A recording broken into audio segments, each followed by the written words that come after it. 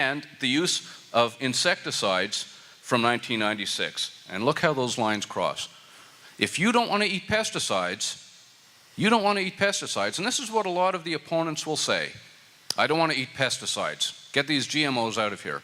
Well, if you don't want to eat pesticides, your best bet is to go with BT corn. Next, please. The USDA conducted a study, right? Another public institution spending tax dollars, and came up with the conclusion that insecticide use has decreased with the adoption of insect resistance crops, right? Again, contrary to what some people will tell you, herbicide-tolerant crops have enabled the substitution of glyphosate. This is the active ingredient in Roundup, so a Monsanto product. What that meant was that farmers who were using glyphosate to control weeds are no longer using older, more toxic chemistries. And again, noting that there is a downside. We have to manage this tool carefully if we want to get the best benefit from it. People will tell you that there's no yield increase with GM crops. Right? A study came from what's called the Union of Concerned Scientists, which is an NGO. It's not a scientific organization. Most of their members are not scientists, and the ones that are haven't practiced science for many years. But they came out with a report a couple of years ago called Failure to Yield. And the author said, you know, the new biotech crops are supposed to be better yielding, but they're not. And some people just don't read beyond the title, because if you talk to farmers and ask those, 90% plus of farmers who grow GM crops year after year, why are you growing these crops? Well, the majority in every case will say increased yields, whether they're soybeans, corn, cotton, whatever. The number one reason farmers state for why they grow these crops is increased yield, and therefore increased income. Next, please. Mistakes or manipulations. In the public debate, you're going to hear things, scary things, that may not even be true. Right? People talk about GMO wheat, right? The increase in celiac disease was from gluten from these genetically engineered wheats. Well, there's no genetically engineered wheat on the market. If there's an increase in celiacs, maybe it has something to do with the wheats, we don't know. Maybe it has something to do with something else, but I can guarantee you it's not because of GMOs. You'll hear an example, tomatoes with fish genes. I don't want to eat fish genes in my tomatoes. Well, there's no genetically modified tomatoes on the market at the moment. Right? The only one was the Flavor Saver tomato that I mentioned earlier. It's no longer on the market, and it didn't have fish genes in it. So people are frightened of things that they conjure up in their mind, and activists will help, they'll pour coals on this fire. Instead of informing people and allowing them to make an unemotional decision, they'll say, oh yeah, we got to get rid of those GM wheats, and those, tomatoes with fish genes is a really yucky idea. They know better. They know better, but they're manipulating people. The rats with tumors. You'll see pictures of a rat being held up, a white rat with these huge, ugly tumors on its body. Right? It was published in a scientific paper a couple of years ago. Has since been withdrawn by the journal and repudiated by every scientific body in the world that's investigated that study. Next, please. Using children as spokespeople. This is really manipulative, right? You see pictures of little kids carrying placards about, the dangers of GMOs. What do little kids know about this stuff, right? But it's really pulling at the heartstrings. What people are saying, whenever I see something like that, what I immediately think is, you're trying to manipulate me using emotion rather than facts. So what's actually going on here? What are the facts? So I'm immediately suspicious. And of course, we're very solicitous and careful with our children.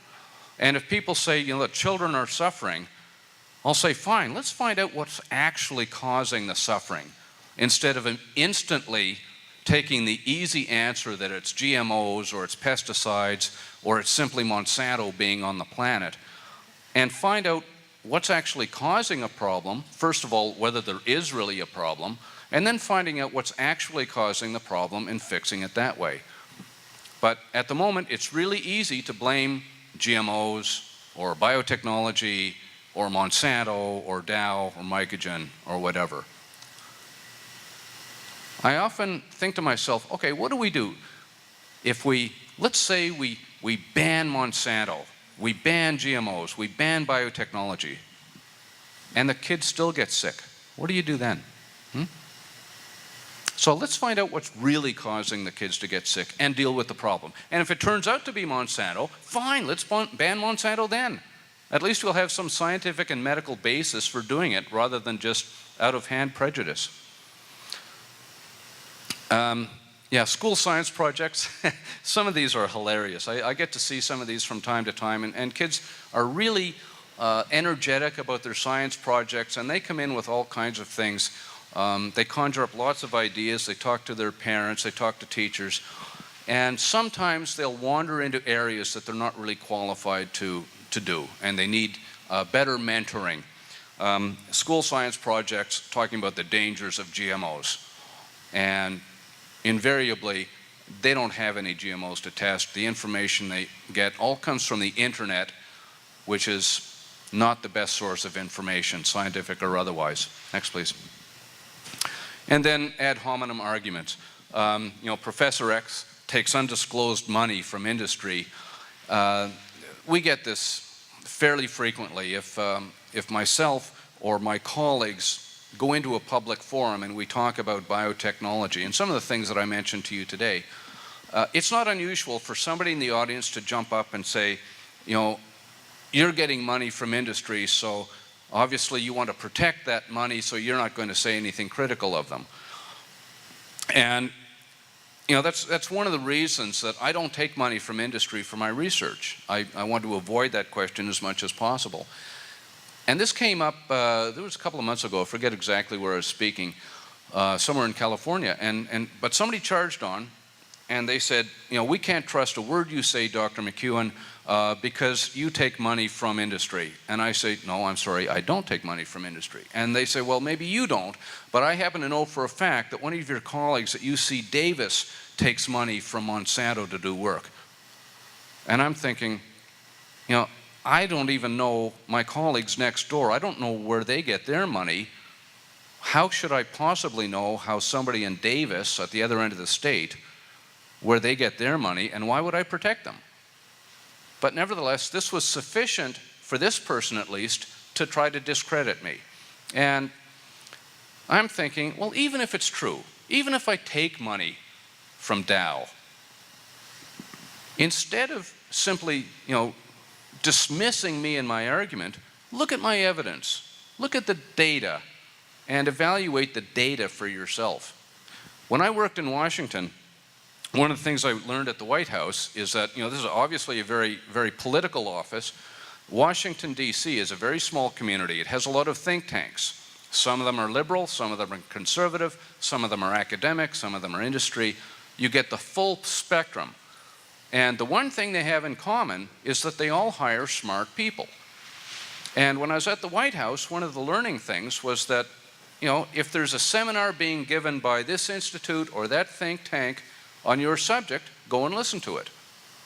And I would say, yeah, but if I go to that think tank, I know I'm going to get, the right-wing viewpoint or the liberal viewpoint. And the answer to that is, so?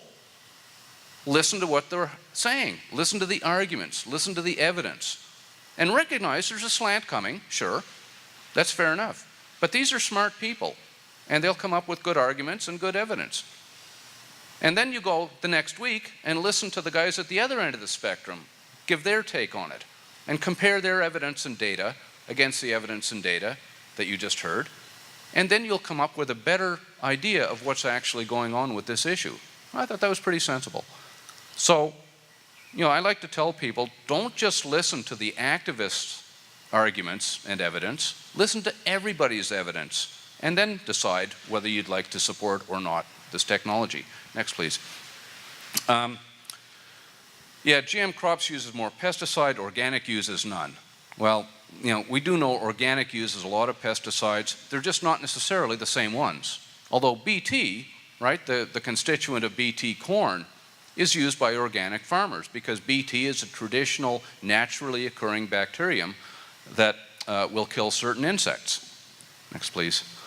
And then correlation is causation.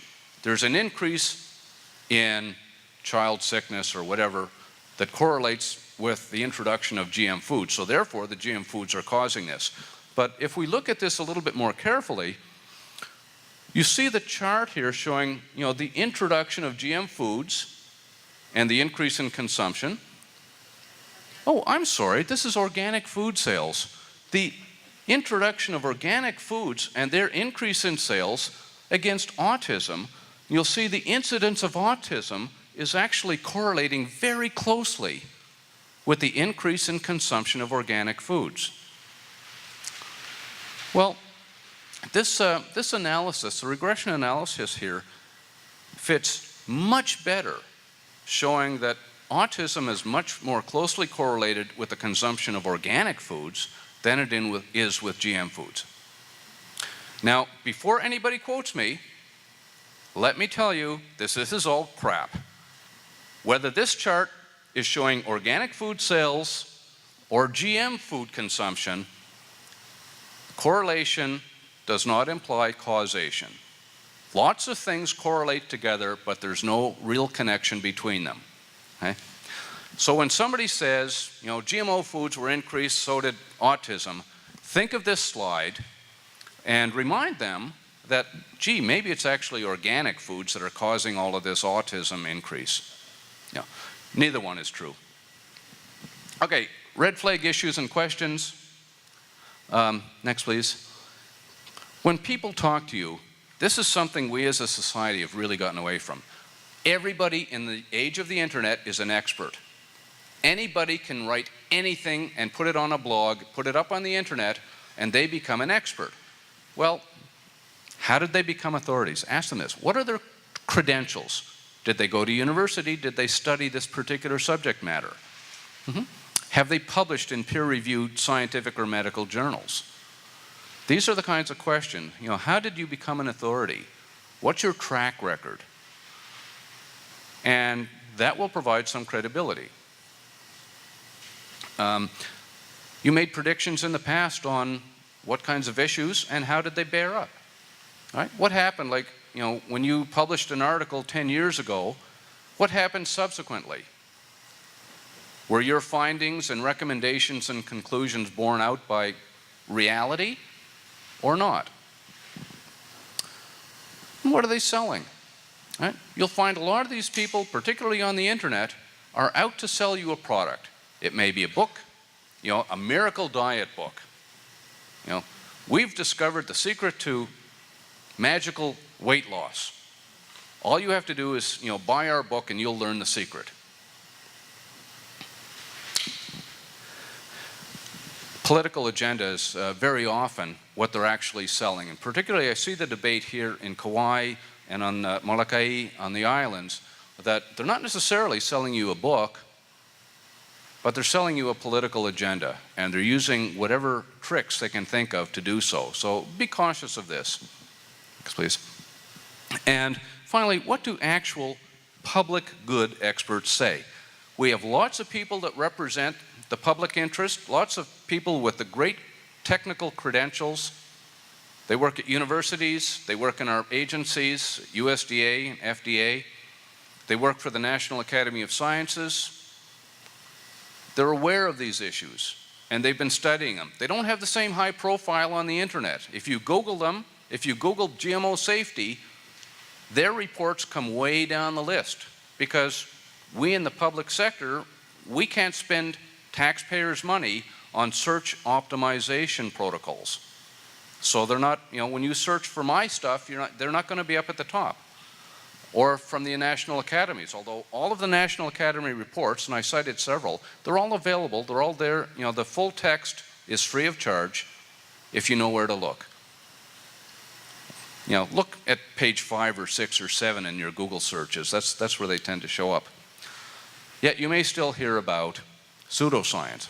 You've heard of superweeds, carcinogens, the rat and pig studies, Terminator seeds, right? Monsanto sells Terminator seeds. Terminator doesn't exist. Right? farmers have to buy seed every year because the seeds are terminated, right? They won't grow anymore. They're non-viable? No, not true. What about the long term? This was kind of funny because when the technology first started, there were activists back in the 1980s. Jeremy Rifkin didn't like genetic engineering. Now, he wasn't so concerned about agriculture, but he was concerned about drugs and medicine. But he made the same arguments, that just genetic engineering, we just don't know what the long-term effects because it's a new technology. We'll have to wait at least, 2 or 3 years to see what the long-term effects are. Well, that was back in the 1970s and early 80s. And how many years have we gone by? The goalposts keep moving. Oh, did we say 2 or 3 years? No, we meant 5 years. 5 years goes by, 7 years. Oh, did we say 5 years? We meant 10 years.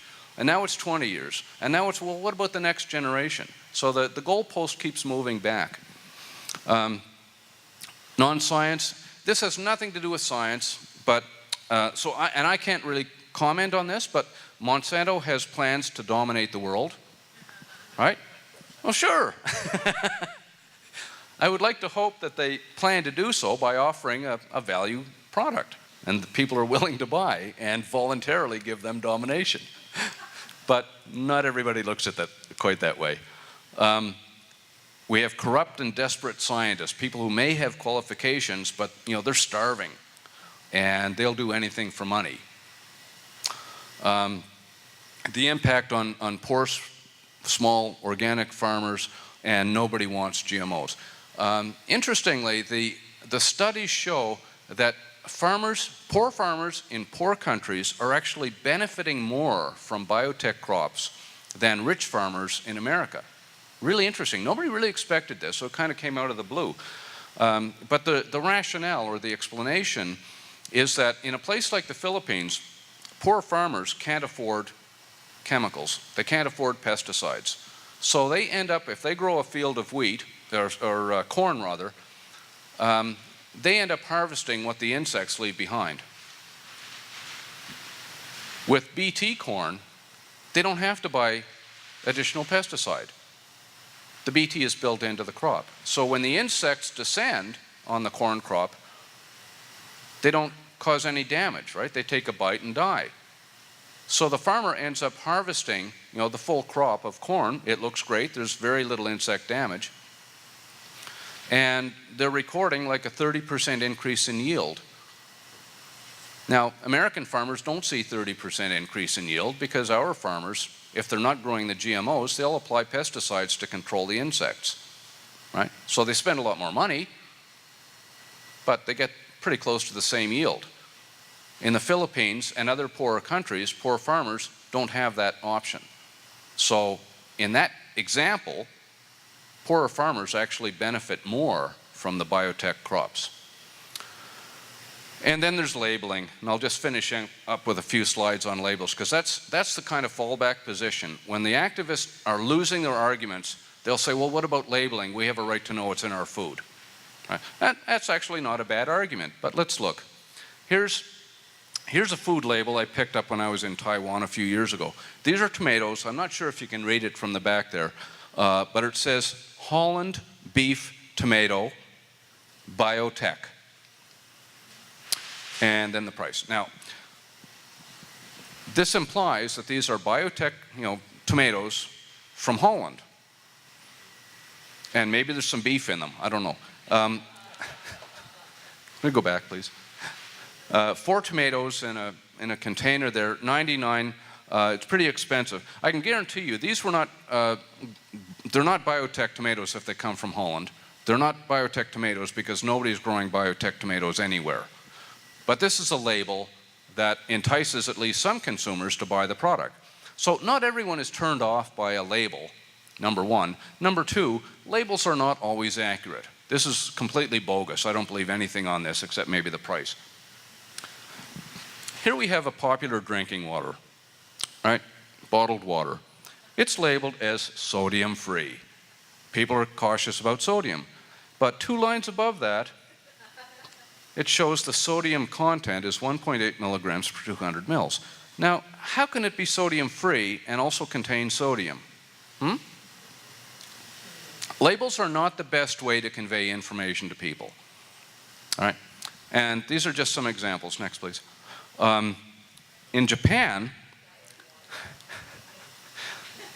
diet water, as opposed to what? Fattening water? This one I got in Singapore a couple of years ago. This wins the Truth in Advertising Award if it's actually a mad cow burger. Donna and I were in Singapore and came across this restaurant advertising this. I wanted to go in and ask the chef how many people actually came in and asked for a mad cow burger, because I just can't imagine people voluntarily going for it. Anyway, these are food labels. Okay, next, please. Is this accurate labeling? Maybe if this is extreme genetic engineering. I didn't realize that watermelons were genetically engineered to make them look like corn. Obviously, this is a mistake. Labeling. Some kid in the produce department in the supermarket, high school kid working part-time, given the job of labeling and wrapping the corn, made a mistake. No big deal, right? It's funny. If we had mandatory GMO labeling and kid made a similar mistake and left off, the GM corn, millions of dollars down the drain, because somebody would sue. The same people who are coming to our islands that make their living by suing governments, taxpayers, and companies would find something like this that was mislabeled, just an ordinary mistake, and some poor kid in high school gets saddled with the thought that they're costing millions of dollars to somebody because they made some stupid mistake, some silly mistake that we've all made at one time or another. Recently, General Mills and Post decided to go GM-free with their Cheerios and Grape Nuts brand. Right? You may have seen this in the newspaper. So here's one of the new boxes of Post Grape Nuts that's GM-free. You'll see that they're certified non-GMO, so they've actually paid money to an organization to provide that certification. This was so new. We happened to get there. This was at our local Vaughan store in Riverside. We got there, and the new inventory had come in, the new stock had come in, and they placed it on the shelf where the old GM type had been in the past. And you can see this in the label, right? Post Grape Nuts. What you might not be able to see is that, first of all, it's $4.99 a box. Fair enough. On this label, it says it's 24 ounces, but on the box itself, it's 20.5 ounces. So the cost, although the cost is the same, $4.99, the box is smaller. You're paying a 15% increase to go GM-free. Now, some people say that's a small price to pay for safety, isn't it? Looking at the panel, the original grape nuts, vitamin A, riboflavin, vitamin D, and vitamin B12, right? We're losing nutrients in these things. The new non-GMO grape nuts are nutritionally inferior. We wiped out or drastically reduced some major nutrients, right? Vitamin A, B12, D, and riboflavin. Why? Well, remember earlier I said some GMOs provide vitamins or additives. Well, when Post agreed to go GMO-free, they had to remove not only the source, the grain, but they also had to remove some of the nutrients that had been provided by fortification, which came from genetically engineered microbes. So some people think this is a victory for consumers. We have GMO-free grape nuts, which, by the way, isn't absolute. They're allowed to have something like 0.9% GM ingredients, even with this certified GMO-free. They're paying 15% more for the privilege, and they're getting a nutritionally inferior product. Is that a victory for consumers? Particularly when there's no basis for thinking that the GM versions are in any way harmful. So the process-based labels, I'm not keen on process-based labels. I'm very keen on nutritional and safety labels based on the content. Not on the process by which it was made, but what's actually in the food. Those things are important. Your calorie counts, your fats, your sodium content. Those things are important to people's health. And every time you add additional information to the label, those important factors get overlooked. Manufacturers are reformulating. Cheerios and grape nuts. Kellogg's is also, I guess, thinking about it. What happens also is that retailers are removing products from shelves. In the UK, there was a tomato paste that got wiped out when retailers started getting picketed because the activists would say to the retailers, you're poisoning your consumers with these GMOs, get them off the shelves. And the retailer said, all right, we don't have a dog in this fight, but if you're going to picket our stores, that's scaring away customers. Take those things off the shelves. They caved. Another option is the manufacturers may just label everything as having a GMO, right? That's the easy thing. It may contain GMOs. Now, my daughter is severely allergic to Brazil nuts, particularly. And when she was younger, of course, I was almost paranoid of any food that she may encounter, at school, brownies or cookies or snacks or something, maybe there's going to be nuts in those. And we found it particularly unhelpful to see a candy bar labeled may contain peanuts, right? What good does that do anybody? Nothing. May contain. I mean, once everything has that label, you just don't know one way or the other. And we foresee the same thing happening with the GMO label, right? The easiest solution for the food processors and retailers is just label everything as may contain GMOs. Ho-hum. Liability insurance will drive up the cost. As I said, there are sharks out there, lawyers, who go around, bounty hunters, looking for mislabeled products to sue retailers and companies, and they sometimes win. They sometimes win big. And what that does is increase the price of food products for everybody. The liability for mistakenly not having a label. You could be very conscientious about a small producer or a large producer, maybe organic, maybe not, and you want to serve the market of people who don't like GMOs. So you're very careful about developing a line that doesn't have GMOs, so you don't have the label.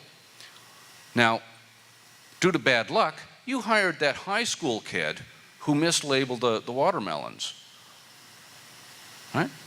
And when this high school kid was doing the wrapping, they managed to bring in a tiny amount of some GM material and mix it in with your cereal.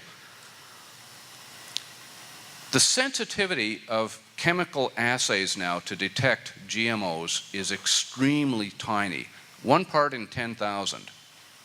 And when the bounty hunters take a sample of your unlabeled non-GMO cereal and test it, they find a GMO in it and sue you out of business. You should have known about that GMO in there. So even the people, whether you produce GMOs or non-GMOs, you're set up for this liability. Costs go up, consumers pay the price. Businesses go out of business unfairly. Next, please. Label policy in the US at the moment is based on the content. I support this. We need to know the things that are actually in the food and those things that may actually impact our health. Allergens like nuts. I need to know that as a parent, right? Other people, I guess I should